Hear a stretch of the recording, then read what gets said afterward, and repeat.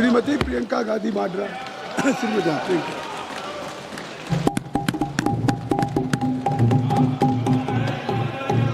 धन्यवाद अध्यक्ष महोदय जी, आपने मुझे इस विषय पर बोलने का मौका दिया। कुछ दिनों पहले हम राम मनोहर लोहिया अस्पताल गए थे। पुलिस लाठीचार्ज में घायल दिल्ली की उस छात्र की स्थिति जानने के लिए जो आईसीयू में अपनी जिंदगी की सबसे बड़ी लड़ाई लड़ रही है।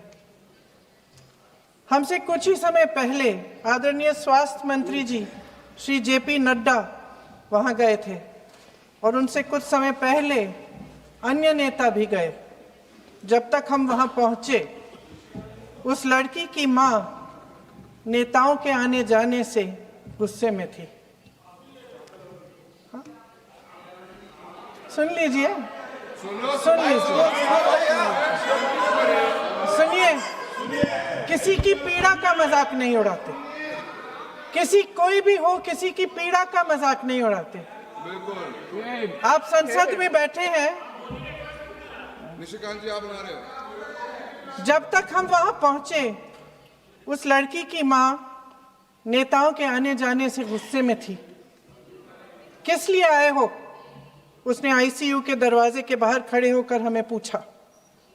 हमारे सामने कांपते हुए हाथ जोड़े कहने लगी कि धन्यवाद आप आए हैं, ठीक है, मगर मुझे किसी से नहीं मिलना, मुझे किसी से बात नहीं करनी। महोदय, उस मां की पीड़ा से उसका पूरा शरीर कांप रहा था, लेकिन उसने दृढ़ आवाज में कहा, सुबह से बड़े बड़े लोग यहां आ रहे हैं, एक के बाद एक वीडियो बना रहे हैं। वह भी आए जिन्होंने मेरी बेटी का ये हाल किया है। किस लिए? उसने हमसे पूछा। किस लिए? मेरी बेटी की बलि तो चढ़ गई है, लेकिन उसे कुछ भी हो जाए तो मैं उसके लिए अपने आप लड़ूंगी। मुझे किसी की मदद नहीं चाहिए, मैं अकेले लड़ लूंगी।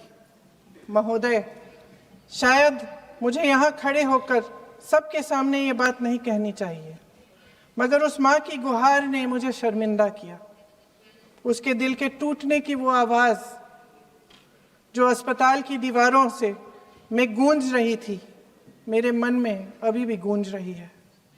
इसलिए उस माँ की इजाज़त लिए बिना मैं आपके द्वारा आदरणीय प्रधानमंत्री महोदय जी और आदरणीय गृह मंत्री महोदय जी से पूछना चाहती हूँ कि क्या ज़रूरत थी एक मासूम बच्ची पर इस तरह दमन करने की? क्या ज़रूरत थी उन छात्रों पर आंसू गैस चलवाने की, उन पर लाठियां बरसाने की, उन पर वाटर कैनन्स चलवाने की? क्या ज़रूरत थी उन नौजवान लड़कियों को जलील करते हुए उनके कपड़े फाड़ने की, उनको बेरहमी से गंदी तरह पिटवाने की? देश के युवाओं पर पैलेट गन्स और AK-47 चलवाने की क्या आवश्यकता थी? क्या वे आतंकवादी थे? क्या आतंकवादी हैं? टेररिस्ट हैं? हाँ, कांग्रेस बोल रही है। हाँ, कांग्रेस बोल रही है। जवाब दीजिए, जवाब दीजिए। कांग्रेस बोल रही है, जवाब मांग रही है, जवाब दीजिए।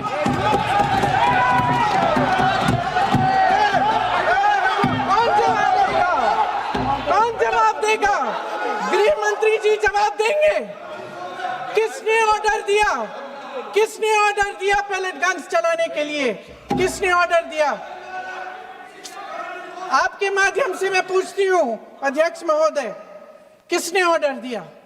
प्रधानमंत्री जी ने दिया? गृह मंत्री जी ने दिया? जवाब देंगे?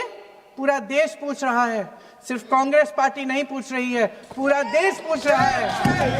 अध्यक्ष महोदय, देश के माता पिता पूछ रहे हैं, छात्र पूछ रहे हैं, अध्यापक पूछ रहे हैं, पूरा देश आज ये पूछ रहा है। और आपकी जिम्मेदारी बनती है कि आप इस सवाल का जवाब दें। क्यों डरते हैं आप इस देश के नौजवानों से? क्यों डरते हैं आप इस देश की बुलंद आवाज से? और उस आवाज को दबाने का हक आपको किसने दिया है? महोदय, ये सदन यहाँ बैठे हुए सांसदों की जागीर नहीं है, ये इस देश की अमानत है। यहाँ बैठे हम सब इस देश की जनता, इस देश के युवाओं, बुजुर्गों, गरीबों, अमीरों और सब धर्मों, सब वर्गों के देशवासियों के सेवक हैं। हम उनके प्रतिनिधि हैं और ये सत्ता हमें उन्होंने ही दी है। इस देश का संविधान हमारी सर आंखों पे, इस देश का लोकतंत्र सर्वोपरि है, इसे ध्वस्त करना पाप है। यह करोड़ों जनता हमसे सिर्फ एक चीज मांगती है, जवाबदेही। इंग्लिश में इसे अकाउंटेबिलिटी कहते हैं। हमें सत्ता देकर, हमें यहां तक लाकर सिर्फ उसकी ये गुहार है कि जो हम करें उसकी भलाई के लिए करें, और अगर उनके साथ अन्याय हो तो हम उनके प्रति जवाबदेह बने और उन्हें न्याय दिलवाएं। पिछले दिनों हजारों बच्चे सड़क पर उतरे, उन्होंने अपनी पीड़ा व्यक्त की। गांधी जी के दिखाए हुए रास्ते पर अहिंसा और सत्य को अपने दिलों में रखते हुए, गाते, मुस्कुराते हुए शांतिपूर्वक प्रदर्शन किया। लोकतंत्र के सबसे पवित्र सिद्धांत के तहत उन्होंने अपनी आवाज उठाने का अधिकार कायम किया। ये उस भारत के बच्चे हैं जो गांव में रहते हैं, जो महानगरों में रहते हैं, जो छोटे कस्बों में, छोटे शहरों में रहते हैं, जहां माँ अपने गहने बेच देती है, पिता अपनी जमीन गिरवी रख देता है, एक परिवार अपनी पूरी जिंदगी की कमाई बच्चे के सपने पर खर्च देता है। और अब उन्हीं बच्चों को लगने लगा है कि आज इस देश में मेहनत से ज्यादा बेईमानी मायने रखती है, मेरिट से ज्यादा पैसा मायने रखता है। तब सिर्फ एक छात्र नहीं हारता, उम्मीद हारती है। इन परेशान बच्चों ने अपनी उम्मीदें आपसे साझा की। उनकी मांगे क्या थी? कि पेपर लीक करके उनके साथ जो बार बार अन्याय किया जा रहा है उस पर कार्रवाई की जाए, कि जो सिस्टम उनके भविष्य को कुचल रहा है उसे सुधारा जाए, कि जो माफिया उन्हें घेरे हुए है उसे हटाया जाए, कि जिस मंत्री के कार्यकाल में यह सब हुआ वह इस्तीफा दे, कि उन पर बर्बरता करने वालों पर कार्रवाई की जाए और उसके लिए माफी मांगी जाए। बस यही उनकी मांग थी ना, कि जो शिक्षा और स्वतंत्र अभिव्यक्ति का अधिकार उन्हें संविधान ने दिया है उसे कायम रखा जाए। महोदय, हमारे एजुकेशन सिस्टम में कुछ समय से बहुत खामियां भर चुकी हैं। बच्चों पे जो प्रेशर डाला जाता है उसकी वजह से सैकड़ों बच्चों ने आत्महत्या कर डाली है। उससे भी ज्यादा बच्चे डिप्रेशन में डूब रहे हैं। परिवारों पर बच्चों को पढ़ाने लिखाने के लिए घूस, capitation fees, tuition fees, coaching fees आदि के घिनौने दबाव हैं। लोन लेने पड़ते हैं, सामान बेचना पड़ता है और उसके बावजूद कोई गारंटी नहीं कि उनके बच्चों के भविष्य मजबूत बन पाएंगे, क्योंकि बेरोजगारी चरम पे है। इस सरकार ने रोजगार पैदा करने वाले सभी सेक्टर्स को लगातार कमजोर किया। एग्जामिनेशन सिस्टम खुद फेल हो गया है। पिछले दशक में 152 पेपर लीक हुए, 750 करोड़ छात्र प्रभावित हुए, मगर एक भी दोषी, एक भी माफिया को सजा नहीं।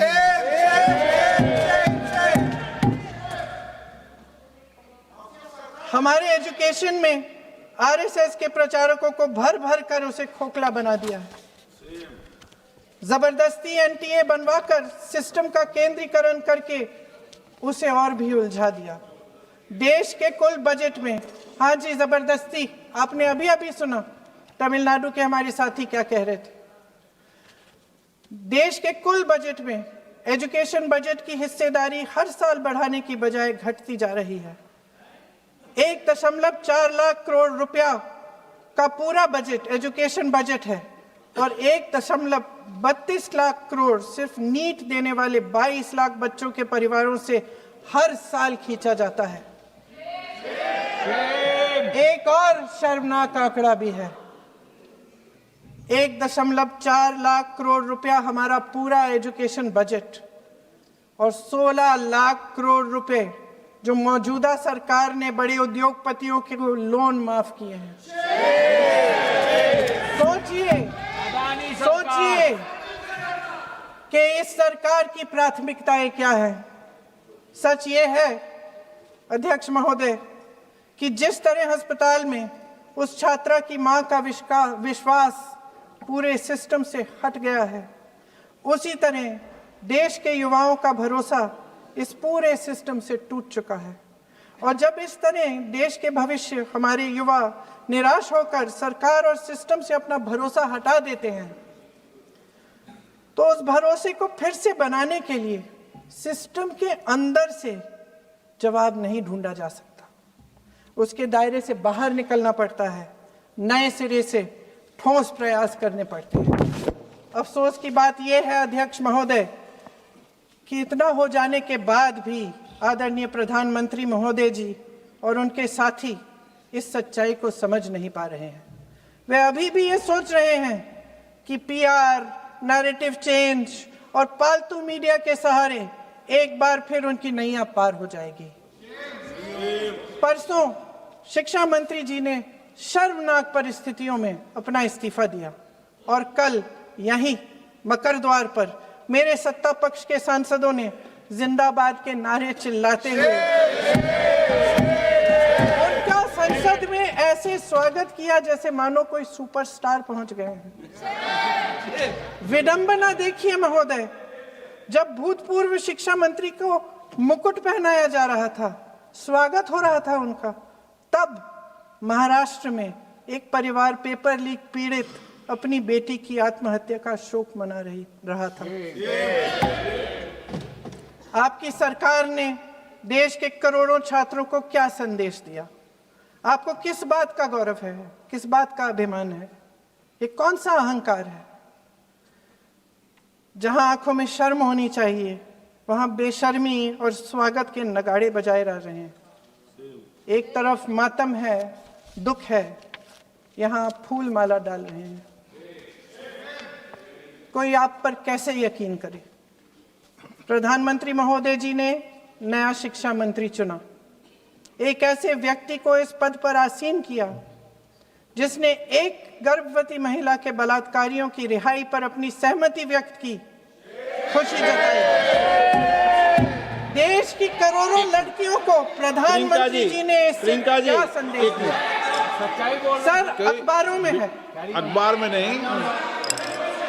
मेरा कुछ भी बोल के चले जाते हैं क्या?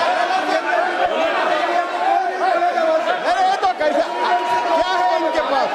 ऐसा ही कोई आरोप लगा दीजिएगा। कोई नियम कानून नहीं है।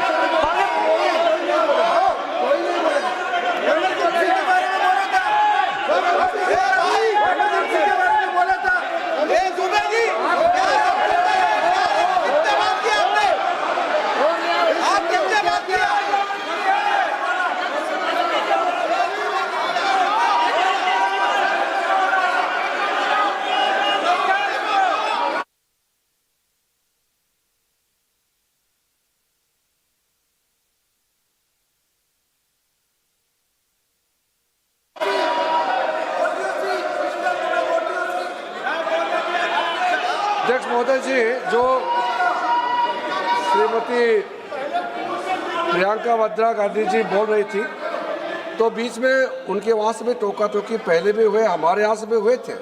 अभी हम लोग तो शांति से सुन रहे हैं, लेकिन जो अभी अभी हमारे वर्तमान नए शिक्षा मंत्री को जो उन्होंने टिप्पणी की, कैरेक्टर असैसिनेशन है एक तरीके से संसद में, और इस तरीके के भाषा हम उम्मीद नहीं करते हैं। मैं इसमें प्रहलाद जोशी जी ने भी खुद कहा है, एक तो उन्होंने प्रियंका जी ने जो गलत बात कही है रिकॉर्ड पे, उसको रिकॉर्ड से हटा दिया जाए। दूसरा इस तरह का भाषा का इस्तेमाल ना करें।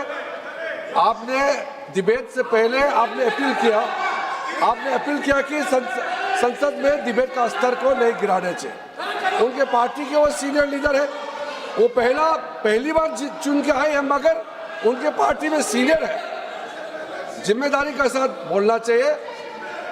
अगर पूरा ऑथेंटिकेट नहीं कर सकते हैं तो मैं ये मानता हूं कि उनको क्षमा मांगना चाहिए सदन से।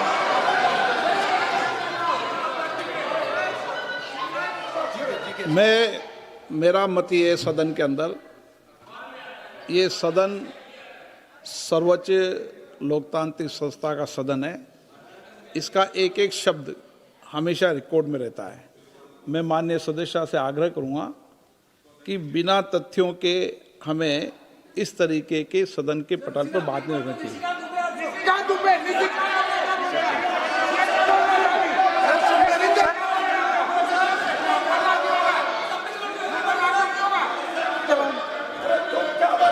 ये तो डिलीट कर दिया, लेकिन आगे भी वो भी डिलीट करा सर। ये तो निजी कानून बोलता वो भी ये सीधे कानून बोल रहा था। क्या कर रहा था सर जो प्रहलाद जोशी जी ने बिल्किस बानो के बलात्कारियों की रिहाई पर जो बयान दिए, उसका प्रमाण मैं आपको दे दूंगी, मैं भेज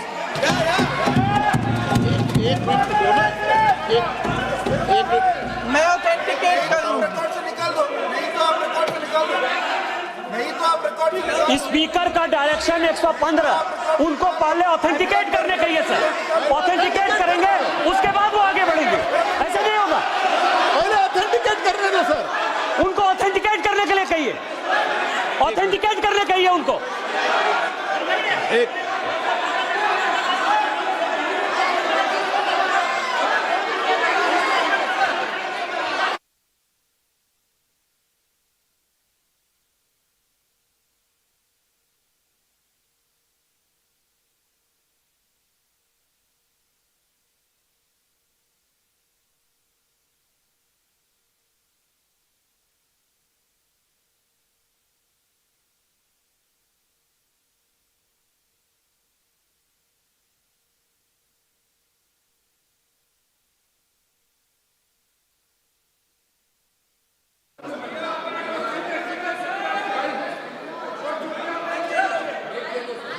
आप उनको बोलने तो आप मत करो डिस्टर्ब। मैं एक विषय बता दूं, एक मिनट बताऊं।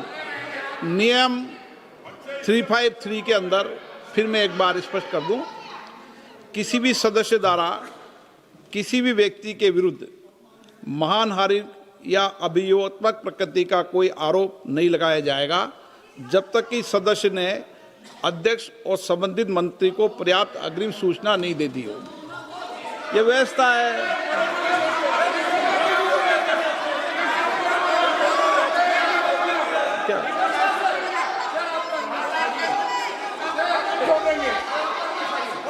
House, ma'am, the same house, Honorable Shrikant Bey told, still that is in the record about Indira Gandhi ji. Still that is in the record.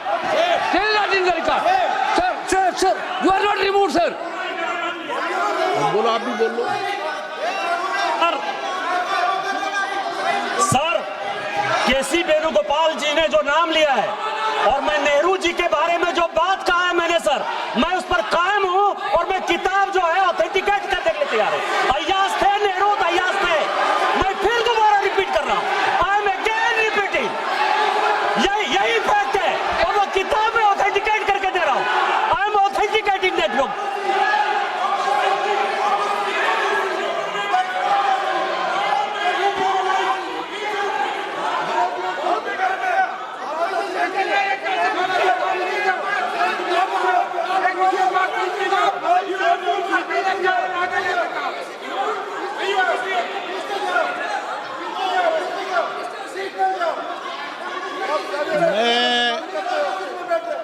मैं जब आसन पर होता हूं, जो मैं व्यवस्था देता हूं, चाहे सत्ता पक्ष हो या प्रतिपक्ष हो, मैं समान व्यवस्था देता हूं।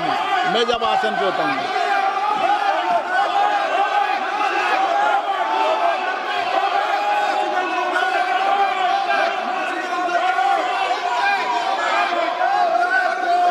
प्लीज बोलने दो। आप उनको बोलने दें, उनको बोलने दें। नो, अरे आप उनको नहीं बोलने देना चाहते? चलिए 114 प्लीज चाहिए। सर, प्रियंका जी को ऑथेंटिकेट करना चाहिए और जो मिस इन्फॉर्मेशन कर रहे हैं, नहीं तो मिस इन्फॉर्मेशन के लिए कार्रवाई करना चाहिए सर। ये क्या कुछ भी बोल के चल सकते हैं क्या?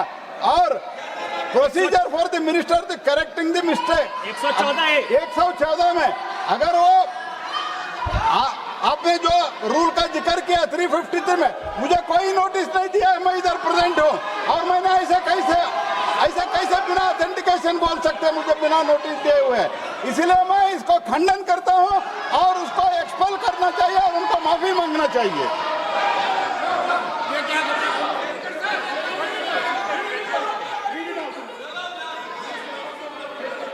नहीं, ये चैप्टर आगे नहीं बढ़ेगा sir.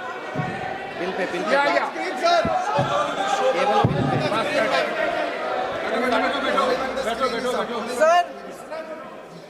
Sir here is a newspaper माननीय आर्टिकल। सदस्य,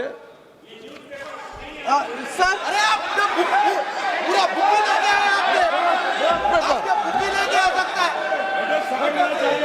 sir written by a respected माननीय journalist, सदस्य, I will authenticate using this sir। आप माननीय सदस्य प्लीज इसको छोड़ दें।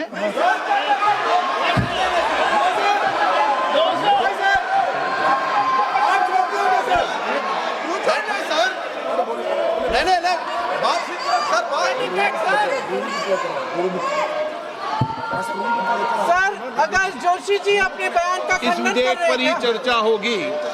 आप इस बयान का खंडन कर रहे हैं क्या नहीं, जोशी जी माननीय से पूछेगा। सदस्य, मैं आपसे फिर आग्रह कर रहा हूं, इस सदन में इस विधेयक पर ही चर्चा होगी। फिर भी नो, ये विधेयक का विषय नहीं है। आप नो, आप बोलो तो विधेयक पे बोलो, ये मेरी अपेक्षा आपसे। प्लीज सर, करो। छोड़िए, ये रख दो। इस विषय को छोड़िए।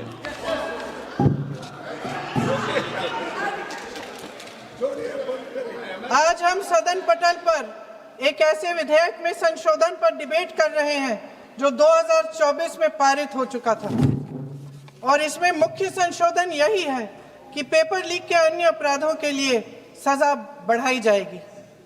मगर जब से ये विधेयक पारित हुआ तब से अब तक इस सरकार ने एक भी अपराधी को सजा नहीं दी। आपने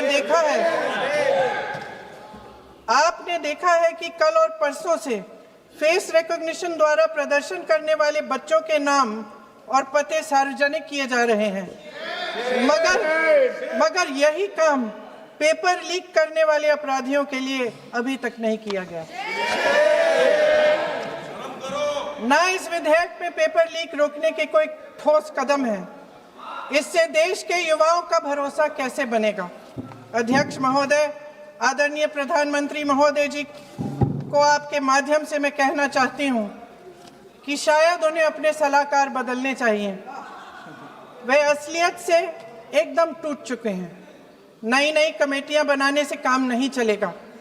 उनका अध्यक्ष चाहे कोई भी हो। राधा कृष्ण कमेटी भी व्यवस्था में सुधार लाने के लिए बनी थी। आज तक उसकी एक सिफारिश लागू नहीं हुई है और इस नई कमेटी में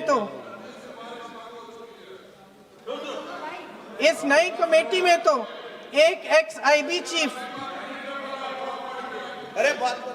फिर चिल्लाएंगे, एक एक्स-आईबी चीफ, एक आईटी कंपनी के मालिक और एक गौमूत्र के विशेषज्ञ भी हैं।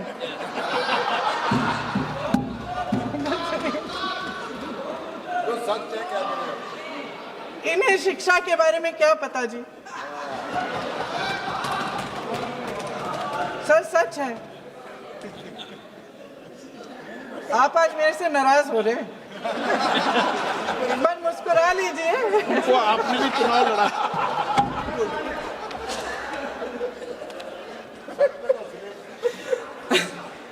सर फास्ट ट्रैक कोर्ट्स का रिकॉर्ड पहले से ही बहुत खराब है। वैसे भी कल की सुनवाई में सीबीआई का वकील पेश ही नहीं हुआ। संसद में विपक्ष को दोषी ठहराने से, खोखले राजनीतिक खेल खेलने से काम नहीं चलेगा। आप जेन जी का भरोसा वापस जीतना चाहते हैं तो नए एंगल से, अपने फोन से नए वीडियो बनाने से नहीं होगा।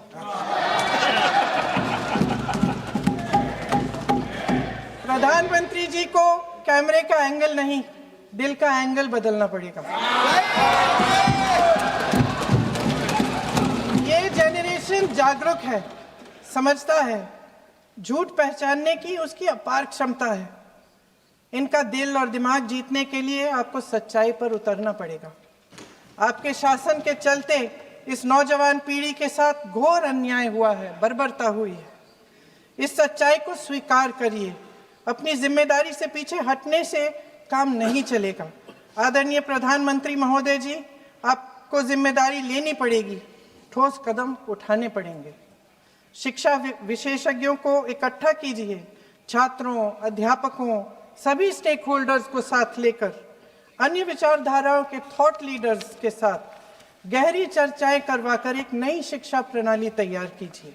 मौजूदा नेशनल एजुकेशन पॉलिसी में 8 महीने तो एग्जाम चलते हैं, अध्यापकों को पढ़ाने का समय नहीं मिलता। सिर्फ आरएसएस के लोगों से भरने की बजाय सिस्टम को शिक्षित, एजुकेटेड, उन्नत और उदार दृष्टिकोण के लोगों से भी भरिए, जिनकी योग्यता सिर्फ उनकी विचारधारा न हो। रोजगार पैदा करने के सख्त कदम उठाइए, इस पर फोकस करिए। मेडिकल कॉलेजेस की संख्या बढ़ाइए, चिकित्सा शिक्षा का विस्तार कीजिए, ताकि ये बच्चे जो मेहनत कर कर के भी अपने भविष्य नहीं बना पा रहे हैं, एक उज्जवल भविष्य का सपना देख पाए। अध्यक्ष महोदय, छात्रों को सड़क से हटाया जा सकता है, लेकिन उनके सवालों को नहीं। हर लाठी जो किसी लड़की पर, किसी लड़के पर चली है, वे बच्चों की पीठ से ज्यादा सरकार की साख पर पड़ी है। देश के नौजवान न्याय मांग रहे हैं, भीख नहीं। वे यहाँ सरकार गिराने नहीं, अपना भरोसा बचाने के लिए आए थे। अध्यक्ष महोदय, आपके माध्यम से मैं सरकार को कहना चाहती हूँ, अपनी साख बचाइए, अपनी नीयत ठीक करिए, अपनी अकड़ का इलाज कीजिए, अपने वादों पर अमल कीजिए। आपके शासन में हमने बड़ी बड़ी चोरियां देखी हैं। चुनाव में वोटों की चोरी, राम मंदिर में चंदा की चोरी, आपके उद्योगपति मित्रों द्वारा देश की संपत्ति की चोरी, किसानों की जमीन की चोरी, लेकिन सबसे बड़ी चोरी, हाँ ठीक है, सबसे बड़ी चोरी तब हुई। कहिए, बोलिए।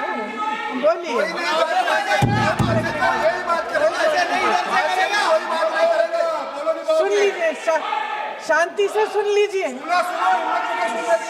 शांति से सुन लीजिए।